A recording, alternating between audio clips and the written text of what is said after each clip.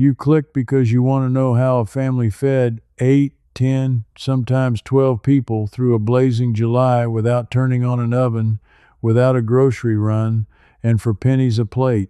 I stood in one of those kitchens. I watched it done with my own two hands, guided by an old woman named Mrs. Yoder in Holmes County, Ohio, on a morning so hot the butter went soft on the counter before breakfast was over. Here's the truth most people never hear. The Amish did not just tolerate the summer heat.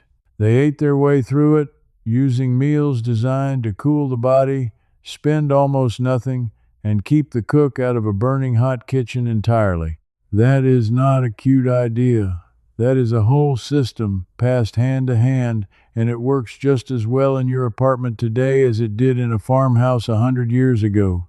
I am going to walk you through it the way it was walked through with me, stage by stage, each dish cheaper and smarter than the last, and I am holding back the final one on purpose, because the last thing Mrs. Yoder showed me came out of a household record from 1879, and it is the single cheapest cooling meal I have ever eaten in my life. Stay with me to the end and you will have it. None of this needs land, animals, or special equipment. It works in the home you already have. Let me start where she started me. Because before you cook a single thing, you have to understand the trick underneath all of it. The first thing I learned had nothing to do with a recipe. It was about when you cook, and it changed everything I thought I knew. I showed up expecting to see a woman sweating over a stove at noon. Instead, the kitchen was cool and quiet. The cooking was already done. It had been done since 5:30 in the morning, in the cool blue hour before the sun cleared the barn.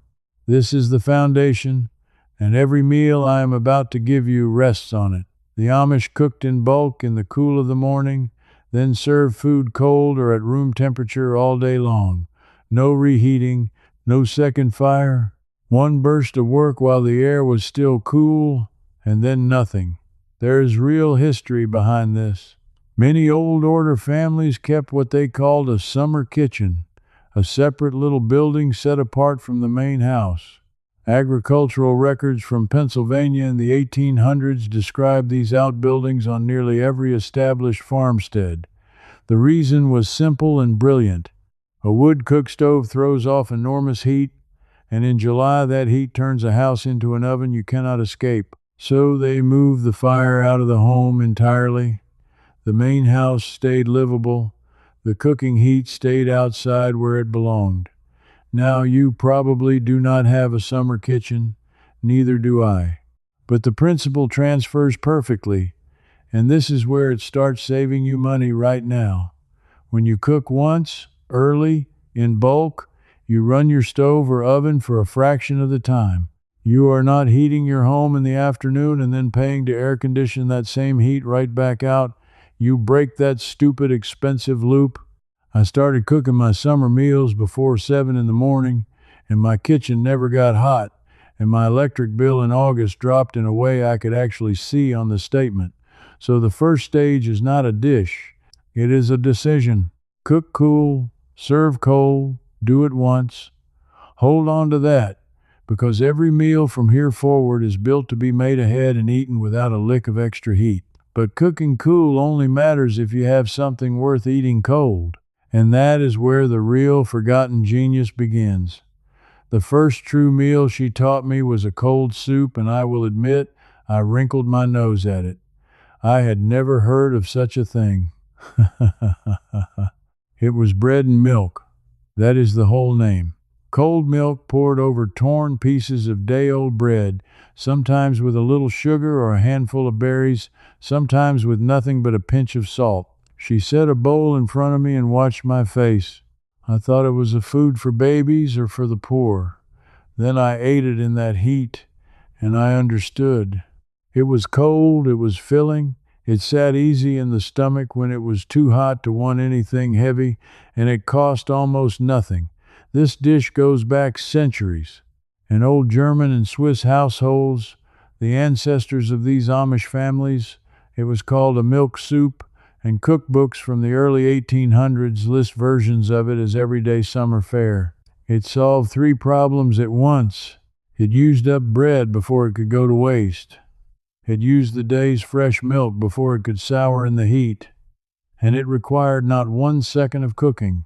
On a dairy farm with a family of 10, you had bread going stale and milk coming in twice a day, and this turned both into supper for the price of nothing. Here is how you make it, and here is why you should. Take bread that is a day or 2 old, the kind you might otherwise throw out. Tear it into a bowl. Pour cold milk over it until the pieces are just floating. If you want it sweet, add a spoon of sugar, honey, or maple, and drop in whatever fruit is cheap and in season. If you want it plain and savory, a little salt, and that is all. Let it sit 2 or 3 minutes so the bread softens. Then eat it cold. A grown man can be fed for well under 50 cents, and on a 100-degree afternoon it will do more for you than a hot meal ever could. That waste-nothing thinking is the thread that ran through everything in that kitchen. Nothing was thrown away, and old bread was treated like money. But bread and milk was only the gentlest example, because the next thing she showed me took the cheapest, most overlooked thing in the whole house and turned it into the centerpiece of the table. The next stage was about souring, and this is where I first started to feel like I was being let in on something hidden.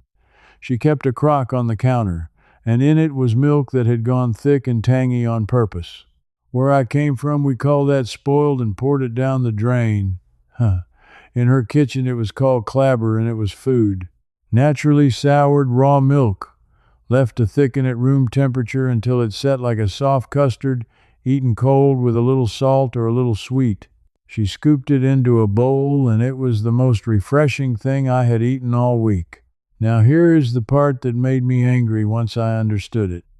For most of human history, before refrigeration, this is what people did with milk that started to turn. They did not waste it. Clabber shows up in American farm writing all through the 1800s, and it was standard eating across the rural South and the German farming communities of Pennsylvania. Then the dairy industry and the refrigerator came along, and a whole generation was taught to fear any milk that was not pasteurized and ice cold. We were taught to throw away the very thing our great-grandparents ate on purpose. Somebody profited from us believing that food was garbage. The families who kept the old ways just kept eating well for free. I want to be careful and honest with you here, because this audience does not tolerate empty talk. Traditional clabber was made with raw milk from a clean, healthy source, and the Amish knew their animals. If you are working with modern store milk, the safe and reliable version of this same idea is cultured buttermilk or plain yogurt thinned with milk, both of which give you that same cold, tangy, protein-rich base without any guesswork. Pour it over fruit, spoon it over boiled potatoes, eat it with a slice of bread. The principle is what matters. Soured dairy is cooling, it is filling, it lasts longer than fresh milk in the heat, and it costs a fraction of what a fancy cold snack costs at the store. By now, you might be thinking this all sounds like poverty food, like something you settle for. I thought that too, standing in that kitchen. But then she said something that stuck with me. She said, "We do not eat this because we are poor. We eat this because it is smarter." And the next stage proved it, because it was cheaper still, and it fed more people, and it is the one I want every single person watching to try first. Let me stop here and speak directly to you, because I know who is listening. Maybe you are thinking, this is fine for people with a farm, with a crock on the counter and a cow in the barn, but I live in a small place in town, and I do not have any of that. I put this next part in the script specifically for you, because what I am about to give you needs no land, no animals, no canning gear, no summer kitchen, and no permission from anyone. It needs a refrigerator, a bowl, and about 10 minutes of your morning. That is it. The dish is a cold potato and vegetable meal, and it is the workhorse of Amish summer eating. Here's what you do. Early in the morning, while the air is still cool, you boil a pot of potatoes. That is the only time you use heat all day. You boil enough for 2 or 3 days at once, so that one short burst of cooking feeds you again and again. Then you let them cool, and you put them in the refrigerator, and you build cold meals off them for days. One morning it is a cold potato salad dressed with a little vinegar, oil, salt, and chopped onion, the German way, no mayonnaise needed so it does not spoil in the heat. The next day it is cold sliced potatoes with that soured buttermilk poured over them and a scatter of fresh herbs. The day after that it is potatoes mashed cold with a boiled egg mixed in, one pot, one morning of heat. 3 or 4 different cold suppers, each one costing well under $1 to feed a person. The reason this matters so much for you right now is the same reason it mattered to them. Potatoes are among the cheapest calories you can buy in this country, and they have been for over a century. Agricultural extension services have pointed out for decades that a person can eat well on potatoes, dairy, and a few vegetables for a tiny fraction of what a modern packaged diet costs. The Amish did not read those studies. They just lived the answer, and you can start living it tomorrow morning without changing a single thing about where or how you live. So now you have the foundation, the cold soups, the soured dairy, and the make-ahead potato meals. You could stop right here and eat cheaper and cooler all summer, but I am not going to let you stop here because the best is still coming, and it gets better with each stage. And if you find yourself wanting to go deeper into all of it, the timing, the bulk cooking, the cold meals, and the full system behind how these families ate through summer on almost nothing, I put everything together in a book called The Amish Blueprint. It walks through the complete method, including variations I did not have time to cover here, and it is all in the description below. I wrote it for exactly the kind of person who is still watching at this point in the video. If the ideas in this channel resonate with you, that book is where the whole picture comes together. Now, back to that kitchen in Holmes County, because what Mrs. Yoder said next is the part that changed how I saw all of it. The next thing she taught me answered a question I had been too polite to ask. What did they eat when they wanted something that felt like a real hearty meal, but still would not heat the house?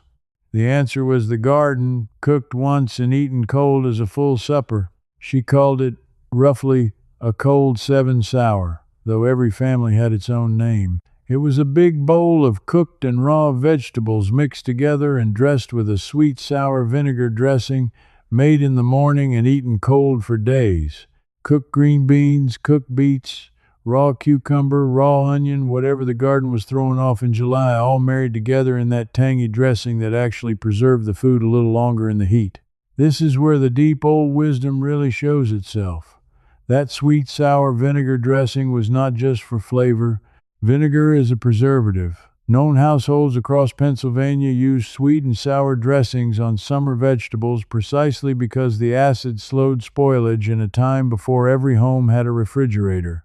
Household manuals from the late 1800s described these vinegar-dressed vegetable dishes as ways to keep a prepared food edible for several days in warm weather. They were solving the refrigeration problem with chemistry they understood by experience, generations before anyone wrote it down in a laboratory. Here is how you bring it into your kitchen. In the cool of the morning, cook whatever vegetables need cooking, beans, beets, carrots, and let them cool. Add whatever raw vegetables are cheap and crisp, cucumbers, onions, cabbage. Make a simple dressing of vinegar, a little oil, a spoon of sugar or honey, salt, and pepper. Toss it all together and refrigerate it. It will actually taste better on the second and third day as the flavors settle. You have a cold, filling, nutritious supper for a family, built almost entirely from the cheapest produce you can find, and it keeps for the better part of a week. And this is the moment where I need to point out who lost when we forgot all this. Every one of these meals attacks the same expense. The modern food economy makes its money on your convenience and your fear. Prepared cold foods at the store cost many times what these homemade versions cost. The whole idea that a hot afternoon meal must be cooked fresh in a hot kitchen, using energy you pay for twice, once to make the heat and once to remove it, is a habit that costs you money every single day of the summer. The families who kept these methods simply opted out of that entire arrangement. They were never paying the toll the rest of us pay without noticing.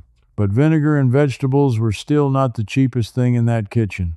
There was something even more humble, and it carried these families through the very worst of the heat, when even chewing felt like too much work. The next stage was a drink that was also a meal, and it is one of the most forgotten things I know. She poured me a glass of something cloudy and pale and slightly tangy, and told me to drink it slow. It was made from the liquid left over after making cheese or butter, the whey and the buttermilk that most people pour down the drain. On the hottest days, when nobody wanted to eat a plate of food, this is what kept the field workers going. A cold, slightly sour, protein-rich drink that cooled the body and replaced what sweat took out of it. This is genuinely ancient practice. Buttermilk as a summer drink appears all through the farming records of the 18 and 1900s, and across the world in hot climates people have long reached for a cold soured milk drink in the worst heat. There is a reason for it that we can now explain. Sweat strips the body of fluid and salt, and a cold soured dairy drink replaces fluid, provides a little salt, and delivers protein, all in a form the stomach accepts easily when it is too hot to eat. The Amish did not have a word for electrolytes.